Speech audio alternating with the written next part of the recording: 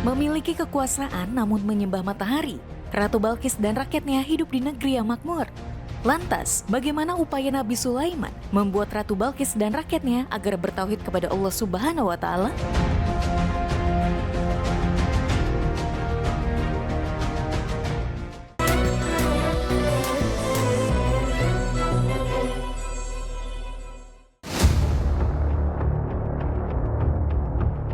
Assalamualaikum warahmatullahi wabarakatuh.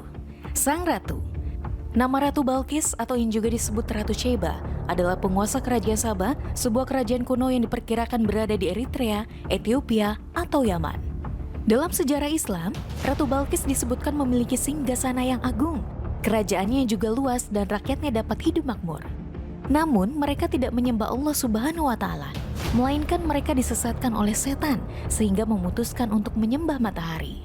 Dalam kisah Ratu Balkis terdapat pula kisah burung Hudhud dan Nabi Sulaiman alaihissalam.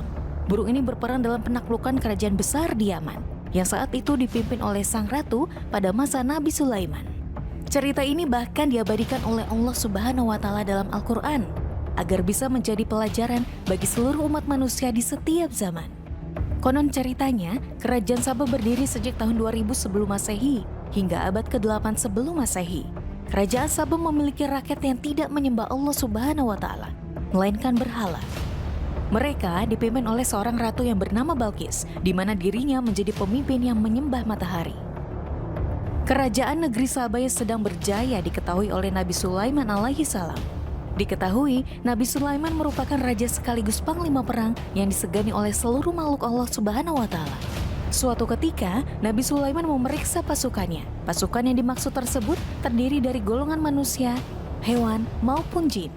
Rupanya, saat melakukan pemeriksaan dalam barisan burung, Nabi Sulaiman tidak menemukan burung Hudhud, seperti dalam firman Allah Subhanahu wa Ta'ala dalam surat An-Naml ayat 20 yang artinya, "Dan dia memeriksa burung-burung lalu berkata, 'Mengapa aku tidak melihat Hudhud? Apakah ia termaksud yang absen?' Ketika Nabi Sulaiman mencari tahu kepada yang lain, semua pasukannya tidak ada yang dapat melaporkan di mana keberadaan Hudhud saat itu. Nabi Sulaiman pun mengeluarkan ancaman, jika nanti burung Hudhud datang dan tidak dapat memberikan alasan yang kuat mengapa tidak hadir dalam barisan pasukan, maka Nabi Sulaiman akan menjatuhkan hukuman yang berat kepada burung Hudhud tersebut. Pasti akan kuhukum ia dengan hukuman yang berat, atau kusembelih ia, kecuali jika ia datang kepadaku dengan alasan yang jelas." Al-Quran Surat An-Naml ayat 21. Dalam segala hal, kedisiplinan sangat penting. Hal itulah yang diterapkan oleh Nabi Sulaiman kepada seluruh anggota pasukannya, baik manusia, jin, maupun burung seperti Hudhud.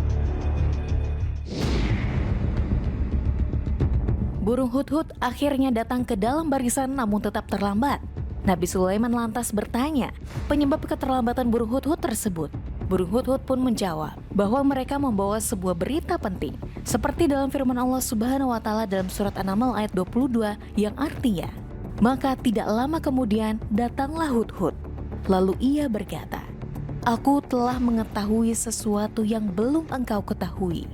Aku datang kepadamu dari negeri Sabah, membawa suatu berita yang meyakinkan.'" Burung Hudhud bersaksi bahwa mereka baru saja datang dari negeri yang sangat jauh. Tak hanya itu, negeri itu pun juga sangat luas, makmur, dan aman. Mereka melihat negeri itu dipimpin oleh seorang perempuan.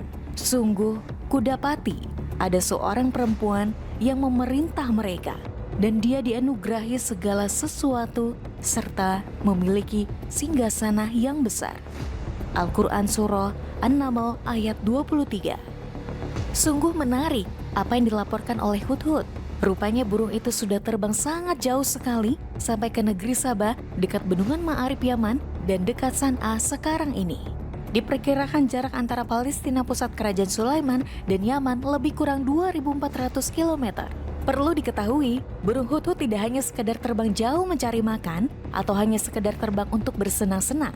Mereka juga memperhatikan keadaan dan mengamati lingkungan seraya melihat-lihat keadaan untuk langsung dilaporkan kepada Nabi Sulaiman. وجدتها وقومها يسجدون للشمس من دون الله وزين لهم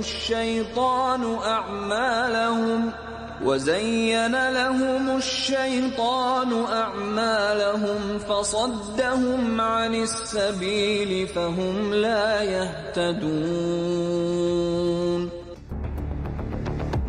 Yang bernama Balqis.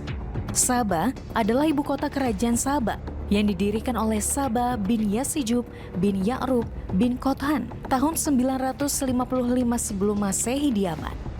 Nama kota dan sekaligus nama kerajaan diambilkan dari nama pendirinya, yaitu Saba bin Yasijub itu. Nabi Sulaiman alaihi salam yang mendengar penjelasan burung hudhud sangat terkejut. Bagaimana mungkin di dunia ada manusia yang tidak menyembah Allah? Apalagi yang disembah adalah matahari yang tidak lain adalah ciptaan Allah Subhanahu wa Ta'ala. Nabi Sulaiman pun berbicara kepada burung hudhud seperti dijelaskan dalam surat An-Naml ayat 27 yang artinya, dia, Sulaiman, berkata, akan kami lihat apa kamu benar atau termasuk yang berdusta. Untuk menguji kebenaran informasi yang ia dapat, Nabi Sulaiman pun meminta burung hudhud untuk memberikan surat kepada Ratu Balqis. Dalam surat An-Naml ayat 28, Nabi Sulaiman tidak percaya begitu saja dengan laporan prajuritnya. Ia menguji kebenaran laporan hudhud dengan menyuruhnya mengantarkan sebuah surat kepada penguasa negeri itu. Setelah menjatuhkan surat itu di istana Ratu Saba, burung hudhud diperintahkan untuk mengamati apa respon mereka. Maka terbanglah kembali hudhud ke negeri Saba mengantarkan surat sang raja. Setelah surat itu dilemparkan ke istana Ratu Balqis, burung hudhud bersembunyi sambil mengamati apa yang akan dilakukan oleh Ratu Balqis dan para pembesar kerajaan. Dia, Balqis, berkata, "Wahai para pembesar, sesungguhnya telah disampaikan kepadaku sepucuk surat yang mulia." Al-Quran Surat An-Naml ayat 29. Disinilah perang burung hudhud yang kedua ditampakkan. Selain menjadi pembawa berita adanya kerajaan yang penuh kemusyrikan, burung hudhud juga berperan sebagai pengantar surat yang menghubungkan Nabi Sulaiman alaihissalam dengan Ratu Balqis. Nabi Sulaiman ingin menguji Ratu Balqis yang dikenal karena kecantikan dan kekayaannya, serta sebagai pemimpin kerajaan Saba. Nabi Sulaiman alaihissalam mengirim surat kepada Ratu Balqis. Isi surat tersebut mengandung pesan-pesan penting. Dalam surat Nabi Sulaiman alaihissalam tersebut, ia mengajak Ratu Balqis untuk datang kepadanya tanpa memperlihatkan perlawanan, dengan sikap tunduk dan rendah hati, serta tanpa berlaku sombong. Seperti dalam Al-Quran Surat An-Naml ayat 31. Janganlah engkau berlaku sombong terhadapku, dan datanglah kepadaku sebagai orang-orang yang berserah diri.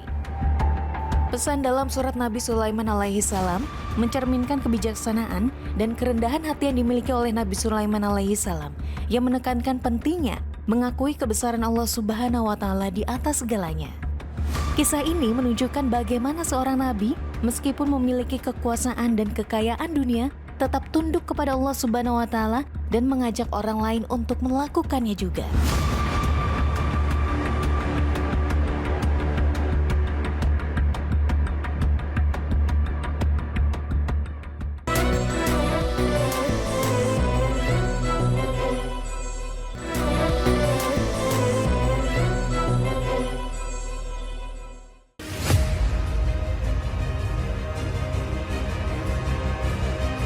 Ketika surat tersebut sampai di tangan Ratu Balqis, ia pun heran, siapakah gerangan yang mengirimkannya sepucuk surat istimewa itu. Ratu Balqis tertegun setelah membaca isi surat dari Nabi Sulaiman alaihissalam yang berisi seruan agar Ratu Balqis berhenti menyembah matahari, karena Allah Subhanahu wa Ta'ala sang pencipta alam semestalah yang patut disembah. Setelah surat itu sampai ke tangan Ratu Balqis, dia segera mengumpulkan para pembesar kerajaan untuk berunding apa yang harus mereka lakukan untuk merespon surat dari Sulaiman tersebut. Seperti yang dijelaskan dalam surat An-Naml ayat 32.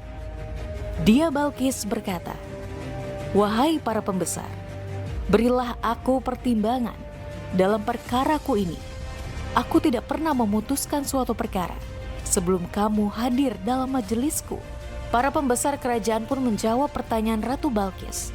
Mereka menjawab, "Kita memiliki kekuatan dan keberanian yang luar biasa untuk berperang. Tetapi keputusan berada di tanganmu, maka pertimbangkanlah apa yang akan engkau perintahkan." Quran Surat An-Naml ayat 33. Mendengar nasihat para pembesar, Ratu Balkis menanggapinya. Dia Balkis berkata, "Sesungguhnya raja-raja apabila menaklukkan suatu negeri, mereka tentu membinasakannya dan menjadikan penduduknya yang mulia jadi hina. Dan demikian yang akan mereka perbuat." Quran Surat An-Naml ayat 34. وَإِنِّي مُرْسِلَةٌ إِلَيْهِمْ بِهَدِيَّةٍ فَنَاظِرَةٌ بِمَ يَرْجِعُ الْمُرْسَلُونَ.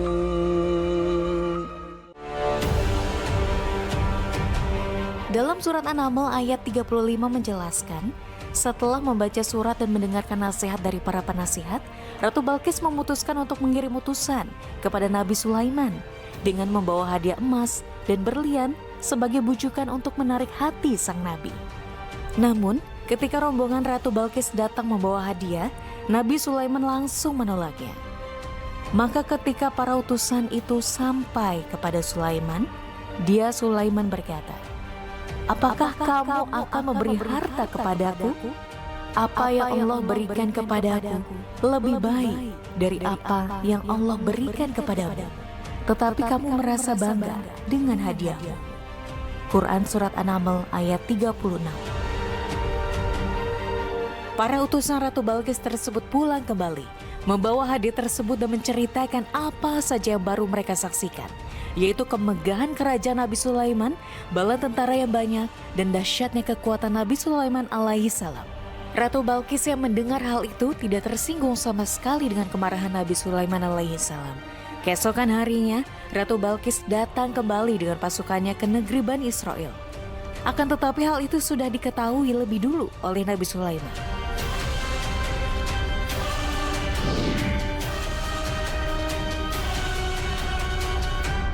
قال يا أيها الملأ أيكم يأتيني بعرشها قبل أن يأتوني مسلمين.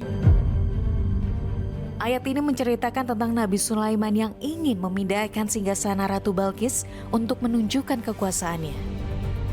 Setelah rombongan besar Ratu Balkis dari Yaman berangkat, Nabi Sulaiman memerintahkan pasukan jinnya untuk memantau siang dan malam perjalanan rombongan tersebut.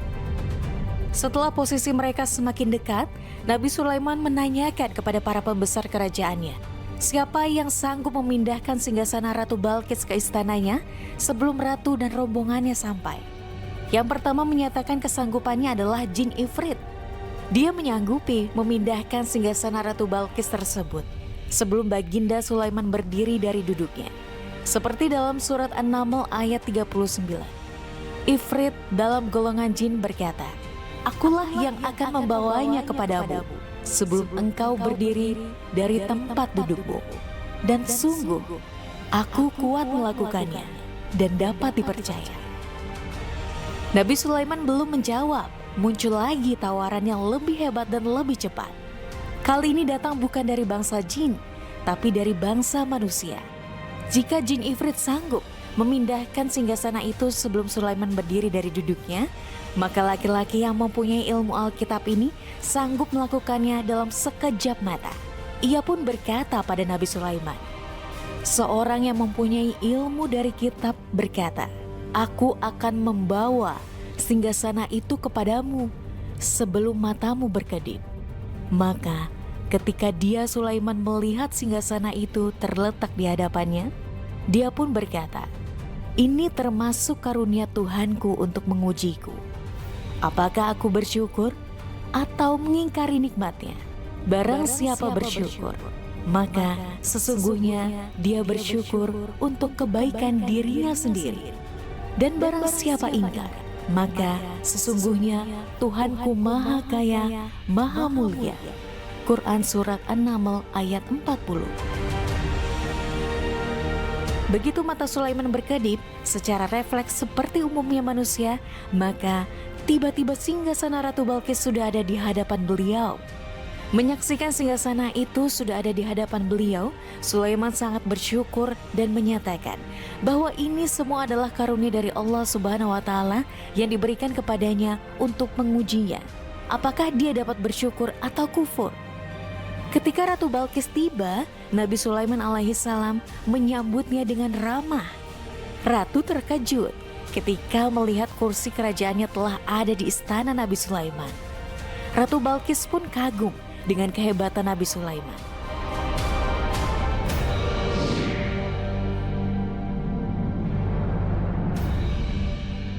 Ketika Ratu Balkis memasuki istana tersebut, ia mengangkat gaunnya. Ratu Balkis menyangka di lantai istana Nabi Sulaiman ada genangan air. Ia merasa sedikit malu, tetapi juga teramat kagum. Ketika melihat tanda-tanda menakjubkan ini, Ratu Balkis menyatakan masuk Islam dan menyudahi kesesatan yang telah ia lakukan. Ratu Balkis berkata, "Ya Allah, sesungguhnya aku telah berbuat zolim terhadap diriku dan aku berserah diri bersama Nabi Sulaiman kepada Allah, Tuhan semesta alam." Selama beberapa hari, Nabi Sulaiman dan Ratu Balkis saling bertukar pengetahuan dan kebijaksanaan. Mereka berdiskusi tentang kehidupan, agama, dan keadilan. Ratu Balkis semakin terpesona dengan kebijaksanaan dan ilmu Nabi Sulaiman. Sebaliknya, Nabi Sulaiman juga terkesan dengan kecerdasan dan kebaikan hati Ratu Balkis. Di akhir pertemuan mereka, Nabi Sulaiman memberikan nasihat-nasihat yang berharga kepada Ratu Balkis. Ia menegaskan pentingnya keimanan dan ketakwaan kepada Allah Subhanahu wa Ta'ala dalam menjalani kehidupan. Ratu Balkis pun tersentuh dan merasa mendapat banyak pelajaran berharga dari pertemuannya dengan Nabi Sulaiman.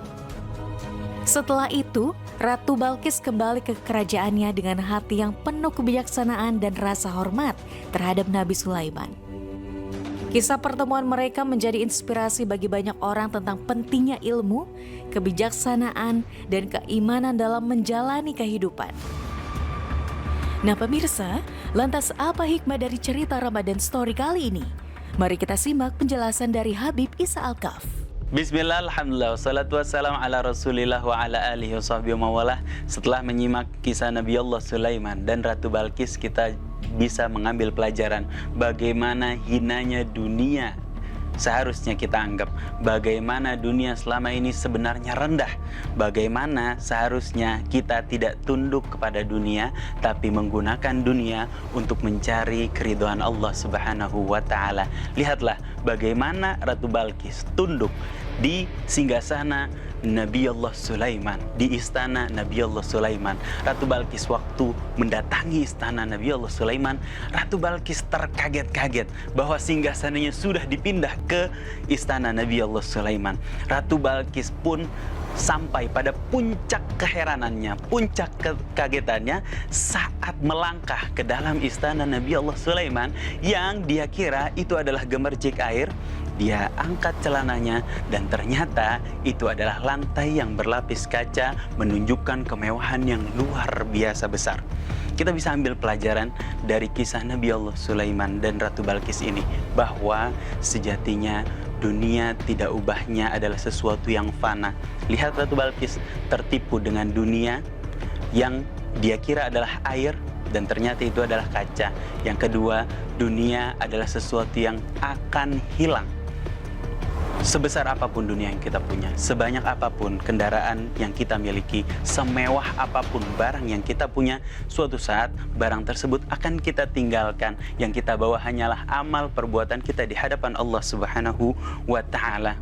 Dan yang ketiga, lihatlah bagaimana Nabi Allah Sulaiman menggunakan dunia yang dia miliki, menggunakan kekuasaan yang dia miliki untuk berdakwah mencari ridha Allah Subhanahu wa Ta'ala, untuk mendatangkan orang supaya beriman kepada Allah Subhanahu wa Ta'ala, untuk mengajak orang menyembah Allah Subhanahu wa Ta'ala. Dan terbukti kekuasaan Nabi Allah Sulaiman berhasil membuat orang-orang di sekitarnya, bahkan seseorang yang memiliki kekuasaan seperti Ratu Balkis, tunduk di hadapan Allah Subhanahu wa taala, tunduk dan berkata, Inni zalamtu nafsi, sesungguhnya aku selama ini menzalimi diriku sendiri dengan menganggap dunia adalah segalanya, dengan menganggap dunia yang dia milikinya adalah sesuatu yang agung, dengan menganggap kerajaan yang dia punya adalah sesuatu yang hebat yang bisa dibanggakan. Inni zalamtu nafsi, karena dengan menganggap itu dia telah menzalimi dirinya sendiri, membuat jarak antara dirinya dan Allah Subhanahu wa taala. Inni zalamtu nafsi, dia telah menzalimi dirinya sendiri karena dengan menganggap semua itu dia tidak melihat kebesaran Allah Subhanahu wa taala. Wa aslamtu ma'a Sulaiman lillahi rabbil alamin, dan kata Balkis, aku beriman, aku berserah diri bersama Sulaiman kepada Allah Subhanahu wa taala, pemilik alam semesta.